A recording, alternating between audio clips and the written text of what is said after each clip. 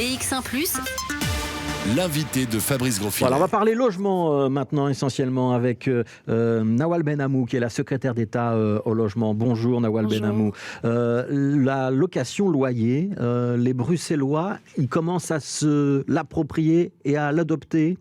Tout à fait. Donc, la nouvelle allocation loyer est entrée en vigueur le 1er octobre dernier. De nombreux courriers ont déjà été envoyés le 14 octobre. À l'heure actuelle, on a 6000 déjà demandes qui ont été envoyées à Bruxelles Logement. Donc, on peut dire que l'allocation rencontre un vif succès. Mais je pense que j'en avais déjà parlé lorsque j'étais venue sur votre plateau. On n'avait pas encore les chiffres. Hein. Donc là, vous, aujourd'hui, il y a eu une communication il y a quelques jours en disant que c'était 2000. Maintenant, vous nous dites que c'est 6000. 6000. Ça veut dire que ça va relativement vite. Ça va relativement vite. Pourquoi ? Comme je vous le disais, j'en avais déjà parlé quand j'étais venue sur votre plateau dès mon entrée en fonction. On avait donc constaté qu'il y avait un problème avec cette allocation loyer parce que seulement 400 Bruxellois à l'époque bénéficiaient de cette allocation loyer. Donc je me suis tout de suite mise au travail pour tenter de comprendre ce qui bloquait, ce qui était compliqué. Et finalement, en fait, c'était la complexité de la procédure et les conditions pour pouvoir bénéficier de cette allocation loyer. Donc j'ai revu vraiment le système en profondeur. Donc avant, les bénéficiaires devaient eux-mêmes contacter la SLRB, contacter Bruxelles Logement, devaient avoir 12 titres de priorité, devaient aussi ne pas dépasser un certain montant de loyer. Et aujourd'hui, on a supprimé cette condition-là. On a aussi diminué le titre de priorité à 6 pour les familles biparentales. Et aujourd'hui, c'est un courrier qui est envoyé de manière proactive. On a inversé la logique. C'est-à-dire que c'est l'administration qui contacte les bénéficiaires et ce n'est pas les bénéficiaires qui doivent taper à la porte de l'administration pour savoir s'ils y ont droit. Tout à fait. Donc on a déjà en fait des informations concernant la situation financière et familiale des familles. Donc ce courrier est envoyé de manière proactive justement pour ne pas laisser les personnes de côté, qu'elles ne puissent pas avoir recours à leurs droits. Il y a quand même des conditions. C'est-à-dire que si je reçois le courrier, il y a quand même de très fortes chances que je sois dans les conditions, a priori. A priori, oui. Donc il faut signer le document, le renvoyer à Bruxelles Logement. Une analyse est ensuite faite et les paiements pourront être effectués dans le courant du mois de janvier. Et donc on a voulu aussi mettre le focus sur les familles monoparentales parce que c'est aussi un public vulnérables et qui vivent des situations financières très difficiles. Et donc, ça a été aussi une priorité. Donc, pour elles, pour ces familles, je dis pour elles parce que ce sont majoritairement des femmes, pour elles devront avoir que 2 titres de priorité. Les titres de priorité, c'est les priorités sur la liste d'attente pour l'obtention d'un logement social. Une question encore là-dessus, Nawal Benhamou. En début de législature, on avait estimé à 12 000 foyers, 12 000 ménages, le nombre de ménages qui pourraient bénéficier de cette mesure. Si vous avez déjà 6 000 dossiers, ça veut dire qu'on a déjà fait la moitié du chemin ? On va, à mon avis, bien atteindre notre objectif de 12 500 bénéficiaires. Dès cette année ? Sans problème. Oui, dès cette année, vous pensez ? Je pense bien. Ouais. Vu en tout cas, en quelques jours, vu l'intérêt des Bruxellois à envoyer leur courrier, on est déjà à 6 000 en quelques jours. Ouais. Donc à mon avis, on atteindrait bien notre objectif. Ouais. Une précision, donc il y a le plafond de revenus pour bénéficier de cette allocation, c'est un peu plus de 16 000 euros par an. Dans le montant, c'est 160 euros plus 20 euros par enfant à charge, c'est ça ? Donc entre 120 et 280 euros en fait que les Bruxellois vont pouvoir bénéficier en fonction évidemment de la situation familiale, en fonction du nombre d'enfants à charge. Ouais. Et c'est possible qu'il y ait par exemple certains de nos téléspectateurs qui puissent être oubliés, s'ils ont le sentiment que c'est le cas, ils doivent se manifester. S'ils sont oubliés, il y aura encore des courriers qui seront envoyés. Et évidemment, s'ils s'estiment qu'ils sont dans les conditions pour pouvoir obtenir cette prime, il faudra simplement aller sur le site de Bruxelles Logement, imprimer le document, le signer et le renvoyer à Bruxelles Logement qui fera le nécessaire. Alors, Mais le but, c'est vraiment de ne laisser personne sur le côté. C'est vraiment, de toute façon, d'envoyer de manière vraiment proactive les courriers à toutes les personnes qui pourraient en bénéficier. Alors, ça, c'est vraiment une bouffée d'oxygène pour ces Bruxellois qui rencontrent des difficultés aussi à payer leur loyer sur le marché locatif privé. Alors ça, c'est pour l'allocation loyer qui bénéficie aux plus faibles. Il y a un autre projet de la majorité, c'est l'encadrement des loyers avec la mise en place de la commission de conciliation. Ça a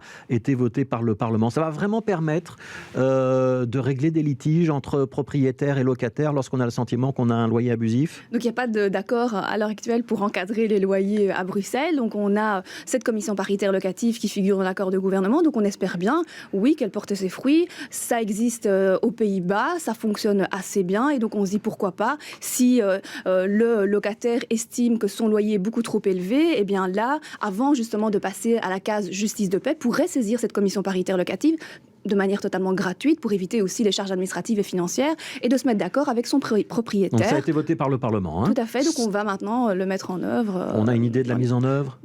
courant 2022. Dans le courant de l'année qui vient. Qu'est-ce que vous répondez notamment à l'opposition, notamment au PTB? On avait Françoise De Smet à votre place hier qui disait sur le logement, ça ne va pas assez vite. On pourrait taxer les propriétaires, les agences immobilières, tous ceux qui spéculent sur le logement. Vous lui répondez quoi?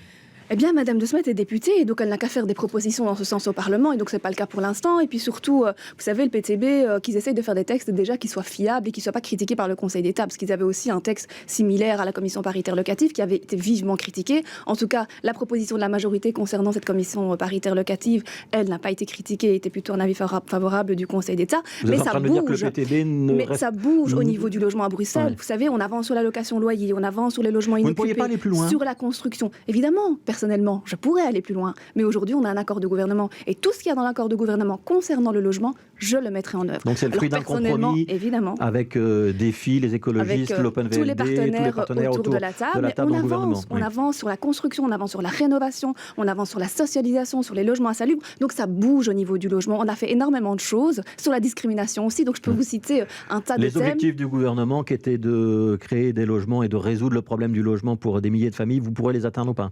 On fera le bilan en 2024, vous et moi. Bon, alors, on prend rendez-vous pour 2024. Je voudrais qu'on parle quand même un peu des économies qui sont annoncées par le gouvernement bruxellois, parce qu'il y a eu aussi un contrôle budgétaire au côté gouvernement bruxellois, et on a quand même décidé de reporter certains investissements en matière de logement. Est-ce que ça ne vous ralentit pas, ça?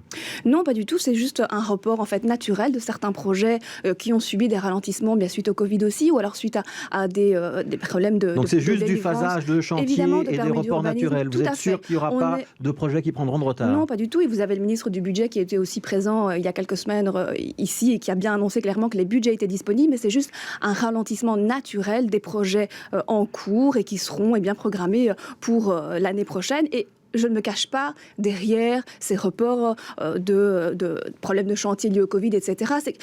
On travaille, on continue à travailler, on continue à faire en sorte d'accélérer les procédures pour pouvoir obtenir des permis beaucoup plus rapidement. Donc c'est vrai, certes, il y a eu des retards liés au Covid, mais on fait tout aussi pour résorber ce travail. L'idée dans cette législature, c'est toujours d'acquérir des logements sur le parc privé pour les mettre sur le marché locatif, plutôt que de se lancer dans la construction de logements sociaux dont on sait qu'elle est... Tout.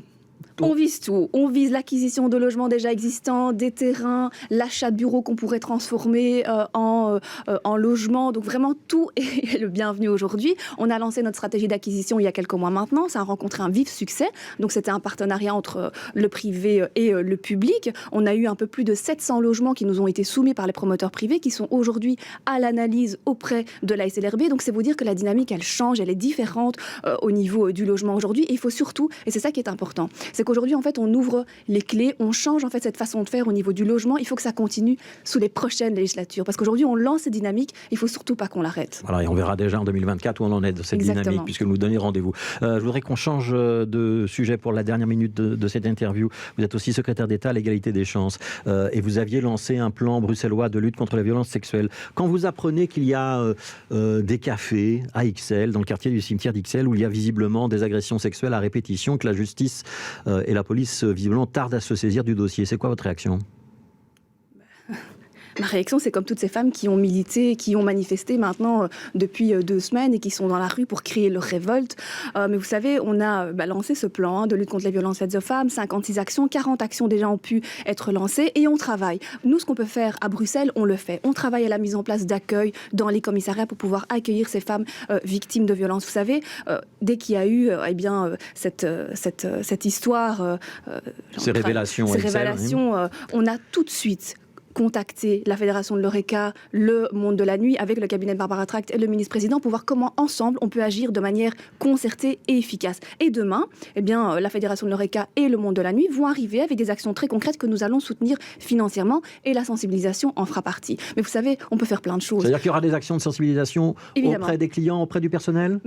Et ce que je trouve aussi important, c'est qu'il faudrait un peu déplacer le curseur, peut-être, enfin, à mon sens, c'est ce que je dis aussi depuis le début de la législature et depuis mon entrée en fonction, c'est qu'il faut pointer le doigt sur les auteurs. Donc, balance ton bar, ok, c'est bien, mais je pense qu'il faudrait changer de paradigme et plutôt dénoncer balance ton violeur, plutôt. Ouais. Vous ne trouvez pas que la justice est un petit peu lente? Il y a beaucoup d'interrogations quand même sur ce dossier, il n'y a toujours pas d'inculpation. C'est ce que je voulais vous dire, c'est qu'au niveau de Bruxelles, on agit sur la sensibilisation, l'accompagnement, la formation, on fait tout ce qu'on peut, sincèrement, pour lutter contre les violences faites aux femmes. Vous travaillez avec la commune aussi? Avec les communes, les zones de police, mais après, si au niveau fédéral, au niveau de la justice, ça ne suit pas, si on classe ensuite des dossiers de viol, il y a un problème. Je pense qu'il faut vraiment une réponse forte de la justice en la matière. Merci beaucoup, Nawal Benamou, secrétaire d'État au logement. Et vous êtes déçu? Oui, j'avais tellement de choses à dire.